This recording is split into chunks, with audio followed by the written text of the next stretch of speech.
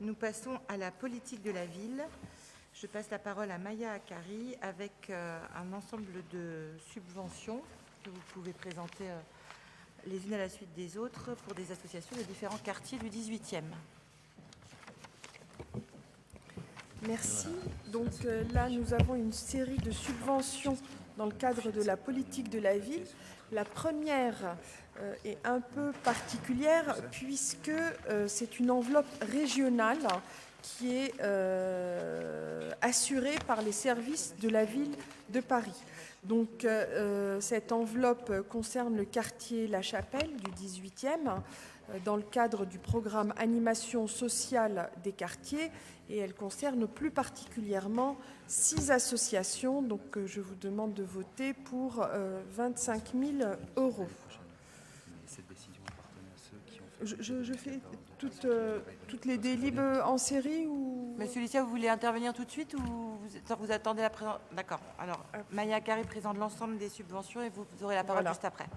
Ensuite, deuxième subvention, cette fois-ci de 27 500 € à 11 associations menant des actions au titre de la politique de la ville, toujours sur le quartier La Chapelle. Vous verrez que ce soir, nous votons les troisièmes tranches pour nos 4 quartiers en politique de la ville. Donc là, il y a plusieurs associations sur l'éducation, la jeunesse, Culture de Plus, que tout le monde connaît sur Amiro-Saint-Plon, l'insertion, l'emploi, la culture, le cadre de vie. Voilà, il y en a 11, je ne vais pas les décliner, vous avez tous lu les délibérations. Ensuite, une troisième subvention de 12 000 €. Là, c'est une convention avec l'association Atelier Ville. Tout le monde connaît bien cette association qui démocratise la compréhension de la question urbaine. Ils font plusieurs ateliers, notamment auprès des écoles. C'est une action très professionnelle, très sérieuse.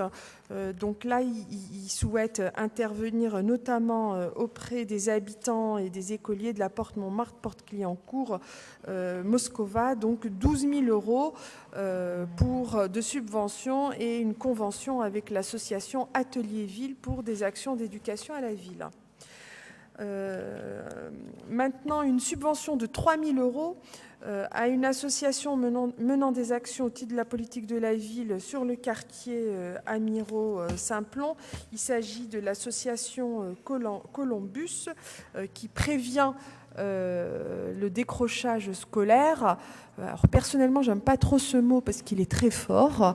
Je dirais que c'est davantage du soutien scolaire, de l'aide pour que les enfants des milieux populaires qui n'ont pas forcément les conditions de vie favorables à la maison pour faire des devoirs ou des parents qui sont le mieux à même pour les aider dans leur scolarité, cette association accompagne ces élèves-là dans leurs devoirs. 3 000 € donc pour cette association. Ensuite, la troisième enveloppe pour la Porte Montmartre, pour 7 associations de ce quartier, 13 700 €.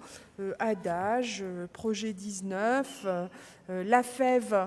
Vous savez que la FEV intervient aussi bien sur La Chapelle que sur la Porte Montmartre. C'est des partenariats avec les étudiants qui bénéficient de logements, etc. et qui en contrepartie travaillent auprès des enfants qui en ont besoin. Voilà, la compagnie Résonance pour une fête de quartier, etc. Ensuite, une subvention de 13 500 €. Donc c'est une subvention DTC, DAC, Culture, DJS, Jeunesse, DASCO scolaire pour la compagnie Graines de Soleil qui a des activités, je dirais, pluridisciplinaires sur plusieurs domaines. Il touche aussi bien les familles que les enfants ou les ados, les jeunes. Ensuite, la troisième enveloppe maintenant de 21 885 € pour le quartier de la Goutte d'Or. Donc une enveloppe financière et une convention avec une association. Voilà, donc j'en ai fini des délibérations pour la politique de la ville. Oui, pour cette association. Non, pour toute la série, en fait. Oui, non, mais j'ai bien compris, mais la dernière, c'est cette association. Voilà. Monsieur Licia, puis Madame Méal. Oui, merci. Pas de difficulté particulière pour ma part pour ces subventions. Simplement, je voulais saisir l'opportunité d'une délibération, de la toute première délibération justement, pour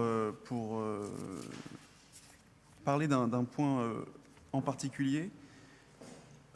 Nous attribuons une subvention donc, à une association en particulier qui s'appelle Point de Rassemblement, dont l'objectif est de réinvestir le rond-point de la Chapelle pour améliorer le cadre de vie. Et donc en lisant le descriptif du projet de cette association, on y apprend que cet objectif est né d'une demande des habitants de réinvestir l'espace délaissé du rond-point de la Chapelle. Je cite, secteur peu quantitatif en termes de cadre de vie pour les habitants et pour les usagers. Donc c'est l'idée de dire que justement il y a un potentiel autour de ce rond-point de la Chapelle qui est inexploité. Et l'idée justement d'en faire un lieu de rencontre, un lieu de vie. C'est d'ailleurs, et c'est pour ça que j'y reviens, c'était l'objectif d'un vœu précédent que j'avais déposé pour l'implantation d'un marché alimentaire hebdomadaire dominical à cet endroit. Mais justement, voilà, je voudrais attirer votre attention sur le fait qu'il y a une demande très grande des habitants sur ce lieu-là. Il y a eu un conseil de quartier jeudi dernier qui est très intéressant sur ce point-là. Maintenant, il y a une demande des associations.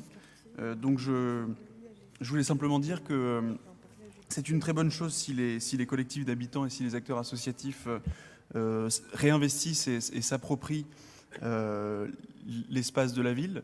Mais c'est aussi à la mairie du 18e et à la ville de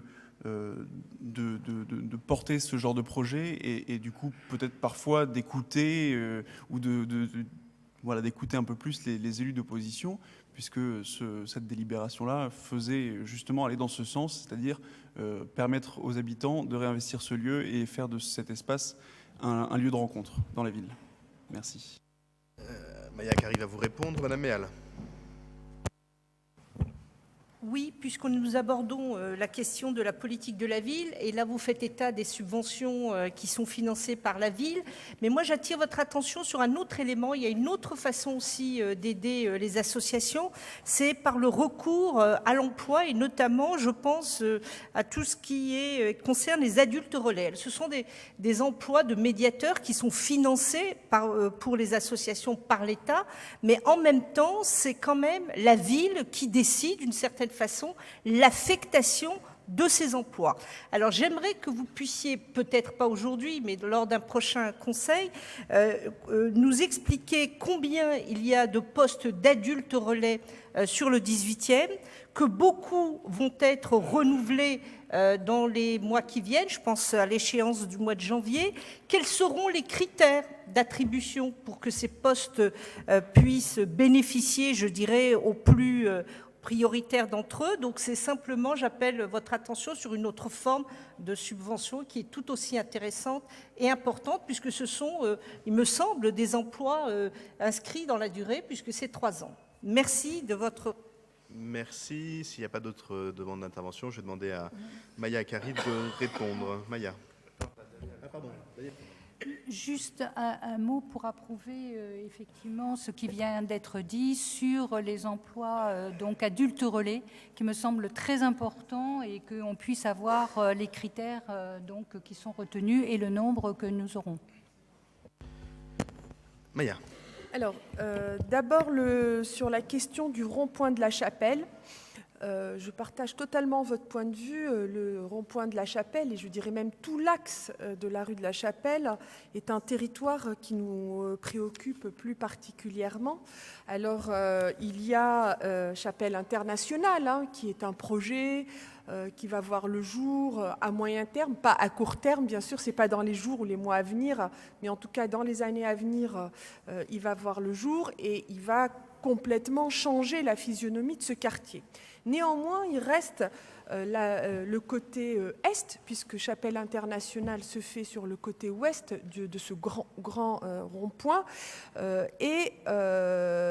donc nous encourageons cette association via des subventions. Vous verrez, quand vous lisez soigneusement les délibérations, vous verrez que nous avons donné à 2 reprises à l'association une subvention, une première de 3 000 € via l'enveloppe région et une deuxième via la 3e enveloppe, une deuxième subvention via la 3e enveloppe. Donc nous l'encourageons vraiment. Et par rapport à ce que vous disiez, Monsieur Licia, vous disiez que l'année dernière, vous aviez fait un vœu sur l'implantation éventuelle d'un marché sur ce rond-point. Permettez-moi de vous dire que vous êtes un peu en contradiction avec ce que disait Monsieur Bournazel sur la démocratie participative. Tout à l'heure, il regrettait qu'il n'y en avait pas assez, etc. Nous, ce projet... Pourquoi aussi nous l'encourageons? Parce que c'est un projet participatif. C'est-à-dire qu'au jour d'aujourd'hui, nous ne savons pas ce que sera le projet sur le rond-point La Chapelle. Nous subventionnons une méthode de travail qui consiste à consulter les habitants, à les faire participer et à faire émerger un projet. Donc toute cette série de subventions, c'est pour organiser la participation. Voilà. Pour répondre à Madame Méal, moi je tiens ici à rassurer tous les acteurs du 18e, toutes les associations qui interviennent depuis plusieurs années sur nos quartiers, sur les emplois d'adultes relais. Nous leur donnons la garantie de la pérennisation de ces emplois. Aucun emploi d'adulte relais ne sera perdu suite à la réforme de la carte de la politique de la ville. Maintenant, je vous avoue que je ne peux pas tout de suite vous répondre sur les critères d'attribution. Je me renseignerai et je vous répondrai au prochain conseil d'arrondissement. Mais quand vous dites que vous mobilisez pour qu'il y ait un nombre d'adultes relais, mais avant, vous faites l'évaluation de chaque poste pour pouvoir dire s'il doit être reconduit ou pas. Bien sûr, bien sûr. D'ailleurs, il ne vous a pas échappé. Ça va rien. Voilà. Il ne vous a pas échappé, Madame Méal, que dans la loi Vécu, la question du bilan et de l'évaluation des politiques publiques est centrale dans la loi Vécu, et c'est une vraie nouveauté. D'ailleurs, il y a toute une réflexion sur ce sujet-là. On ne va pas refaire un débat sur la politique de la ville et sur les principes, voilà, mais comme j'étais très libéral jusqu'à maintenant, je vais continuer. Donc, je vous rappelle que nous étudions des délibérations. Donc, l'objet de cette délibération, elle a un sens. Donc, on ne fait pas systématiquement un débat sur tous les sujets dans n'importe quel sens, puisque c'est pas comme ça qu'on fait avancer les sujets, puisque tout ça est très désordonné. Mais comme j'ai commencé dans le désordre, je continue dans le désordre. Donc, Philippe Durand, puis Daniel Prémel, et ensuite on passe au vote. Oui, simplement pour préciser que les postes adultes relais ne sont pas des postes villes, hein, c'est des postes État. Et donc, ils sont attribués par l'État et la ville abonde, hein, et voilà. Mais ce n'est pas du tout la ville qui va définir si on donne un poste adulte relais à une association ou pas. Donc là, on parle un peu pour rien, parce que c'est l'État qui est responsable des adultes relais. Daniel Prémel. Je vais continuer à parler pour rien, simplement en rappelant que ça serait important qu'on puisse, effectivement, dans le bilan, à la fois de voir qu'est-ce que ça a amené comme impact au niveau de l'association, mais aussi au niveau de l'emploi et de l'évolution de cet emploi d'adultes relais. Merci. Je vous rappelle que nous organisons avec le 17e et le 19e des États généraux de la politique de la ville dont j'ai donné la date, et je vous invite les uns et les autres à y participer et à y intervenir. Je rappelle, en présence de l'État, et je rappelle, comme l'a fait Philippe Durand, que la politique de la ville, c'est une politique partenariale. Et c'est bien le sens qu'elle a. Ville, et on vote, et État. Et heureusement que l'État est là pour financer cette politique, sinon on serait bien loin du compte. Donc, on en vient au vote sur les délibérations qui sont soumises à notre vote, à commencer par la DDCT 4, qui est pour, contre, abstention, unanimité, même vote sur la 59, même vote sur la 69, sur la 95, 96, 116 et 83. Elles sont adoptées. Je vous en remercie.